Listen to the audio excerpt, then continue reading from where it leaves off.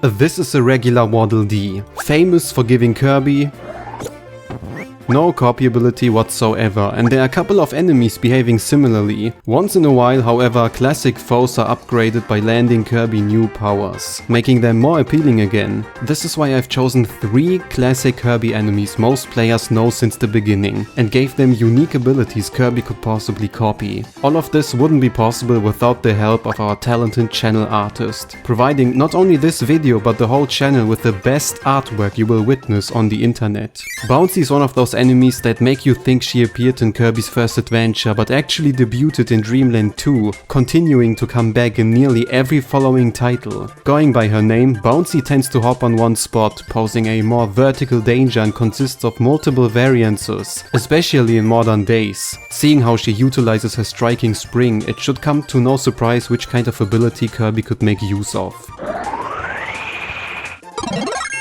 Spring Kirby allows the pink fluff ball to bounce around the area and reach new heights previously unavailable. Naturally, the power-up would fully embrace its potential in a 3D setting, taking advantage of all the space and inspiring level designers to create more upright courses in order to differentiate a future entry from the Forgotten Lands widespread areas. The way I envision this skill to behave is a jumpy manner while moving along, with Kirby not able to stand still when letting the control stick go and hopping around on the same spot. There are many games with comparable wonky controls, but for the sake of actually encouraging players to try out this new copy ability, the movement would feel noticeably smooth, with a certain breezy touch. Since the controls are occupied by a severe change in agility, Kirby would not be able to float around and instead perform a powerful strike in the air, similar to the high jump ability. Normally Kirby has no problems going for the vertical limit of the player's screen, but since the Forgotten Land restricted floating to a certain height, it would make even more sense focusing specific abilities on that downgrade. While he would be able to look out for places unattainable before, there's no chance in correcting a jump by floating, just like the way high jump originally worked in Kirby's Adventure. Translating spring into a 2D environment, there would be some similarities to the aforementioned high jump skill, but due to the fact the franchise is no stranger to overlapping copy abilities with related tendencies, I see no problem in including another power-up focusing on platforming. Usually Kirby feels rather loose and slow in 2D titles, especially in modern ones, making movement completely dependent on which copy ability is employed. Skills like staff, wing or spider add some flexible options to advance through a level, with more expertise and speed, balancing the gap between players who want to take it slowly or have faster options. Remember the Stomper boot from Return to Dreamland? Jumping and destroying on different obstacles by timing each jump is the perfect way to give spring a unique trait different to high jump, which only plays with a directional hop in the air but doesn't focus on the act of landing. Since Kirby is platforming with a metal spring detached from his actual body, it makes perfect sense for him to be able to touch surfaces normally dangerous, like spikes or lava. Still, all of this would only make sense for puzzles, so in order to make spring fun, even in scenarios where the ability is not necessary, the player could time each hop by pressing a button, creating the feeling of a pogo stick and making mere movement entertaining as well. Design-wise, we followed some essential visual philosophies the series seems to obey, but didn't let creativity suffer from apparent rules. It's very rare for Kirby to completely change his appearance and often simply put on a hat, resembling the corresponding skill. Sometimes there are exceptions however, and we took the chance to simply swap out Bouncy's body with Kirby's and leave the rest be. It's simplistic, effective and in essence with the enemy's appearance, conveying every information the player needs at a glance. It makes even more sense considering how Bouncy seems to be detached from the spring as well, according to Kirby's block ball.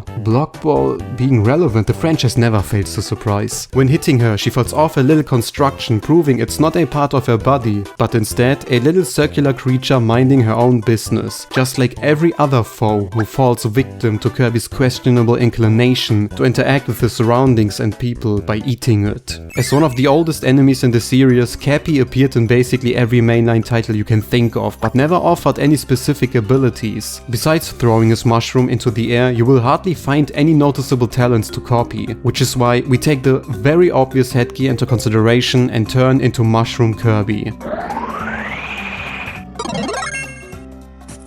Just like Bounce Kirby, this is one of those power-ups we haven't seen in the franchise, surprisingly enough, despite the theoretically blatant inspiration and uncomplicated implementation. There's most likely a reason the creators haven't turned every classic foe into a copy ability, to balance the harmony between regular and recognizable foes. This is the reason why videos like this are all the more appealing, since we dive into a scenario unlikely to happen. Mushroom Kirby takes a venomous direction with substances harming opponents similar to Poison Kirby. You would be able to spew out harming gases to gain control over the environment and leave a trace of toxic leftovers whenever you run. By shielding, Kirby would hide under his mushroom head, creating the visual of a regular object and enduring every enemy who dares to counter. Because we are copying the ability of Cappy, there should be at least one observable resemblance, being reflected in Kirby's moveset, which is why it would be possible to attack upwards with the head strike. The one essential technique of Cappy. The distance between the highest point to reach and Kirby could be covered by the same venomous powder you leave behind, and by holding the attack button, Kirby's mushroom would float and rotate for a little while, functioning as a shower for toxic particles. The icing on the cake lets Kirby pull a giant mushroom under the earth, comparable to Taransa's enormous flower. Because there isn't much a mushroom can do, it would function as an early game ability, fairly useful in combat but overall not the greatest power-up in the game. Contrary to Bounce, Mushroom seems to fit two-dimensional environments much more due to the directional techniques I proposed. But all of this is a matter of execution. Creating the aforementioned giant mushrooms before Kirby could lead to possible extra platforms, dodging grounded attacks, or playing with the environment in general. As you have already seen by the artwork, Kirby doesn't fulfill his duty as a child-friendly protagonist in this case, and brightens his mood.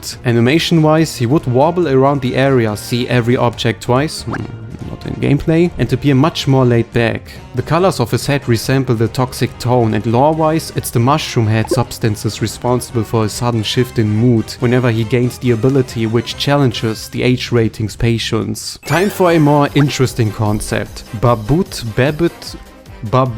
Betty or Flapper are a group of enemies resembling traditional bad enemies and appear throughout the series regularly, whether it be spin-offs or mainline titles. A neat fun fact, Mass Attack features the most bad enemies of all games. There goes your useless knowledge for the decade. Most of them serve as a mere opponent striking from above, but have no specialities in their behavior. It goes without saying that there are a couple of opportunities how to realize a bad into a copy ability. Bad Kirby is a natural choice, but a little uninspired. The series makes an effort in avoiding mere animals as copy abilities, hence using a very broad species such as animal or the occasional exception like spider or beetle. Still, in correlation to the total number of skills, you can see the tendency to circumvent animalistic power-ups. But this doesn't mean we cannot incorporate bestial talents in other ideas. Vampire Kirby follows the traces of Doctor or Circus, a universally comprehensible idea with a bunch of capabilities that follow one theme. Self-evidently, we make use of the defining features of a vampire. Sucking blood, still a children's game, so we have to get around that. Often immortal, basically epic yarn, and according to the Unnatural World Wiki, known to be sexy.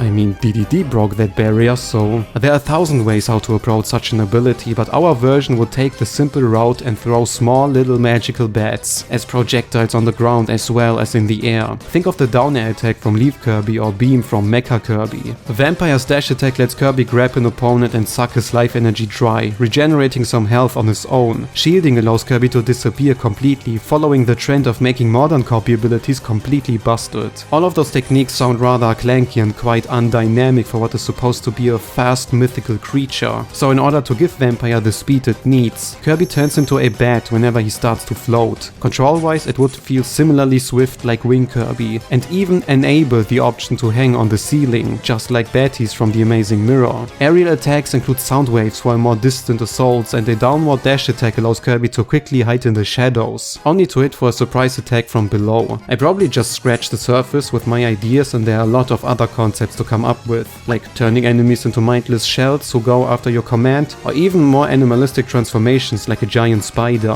2D or 3D, it doesn't really matter since such a complex skill is not made for one or another, but I can imagine it might be a little too multifaceted for a 3D endeavor, since the franchise still has to put on its right shoes regarding how intricate copy abilities will be. Just like the other power-ups, everyone will immediately recognize Kirby's new talent at once, but the true highlight would be the sudden transformation when floating floating. The shift into a bat would have no delay whatsoever for the purpose of making the transition smooth, and little thanks add those small touches to sell the point. They could even add tiny details like Kirby feeling a little uncomfortable in the sun or watching deviously from above when hanging on the ceiling. This is one of those abilities I'm quite surprised we haven't seen yet, but feels inevitable in the long run. But those are only 3 potential copy abilities classic opponents could offer. They are by no means creative in concept, and you will probably find a couple of alike notions from the community, but this should only serve as an introduction into the topic of fan-made copy abilities, and depending on your feedback,